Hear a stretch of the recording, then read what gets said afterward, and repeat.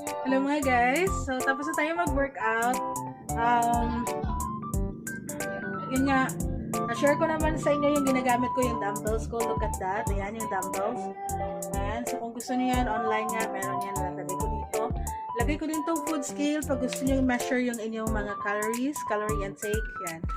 So, pahinga lang tayo. Tapos paggabi tayo may pahinga, mag-wash. Tapos matutulog na rin. And, meron lang tayo ditong apple cider vinegar. Lagay lang natin sa water. So, 3 tablespoon of apple cider vinegar mga guys. Ayan. Maganda din to pagkagising yung pagkawala pang laman yung tiyan. Maligam-gam naman. Yan. Tapos, 3 tablespoon of apple cider vinegar. Yan. So, let's do this. Parang this time, magmalamig ako kasi sobrang ano na eh. Napagod na ako eh.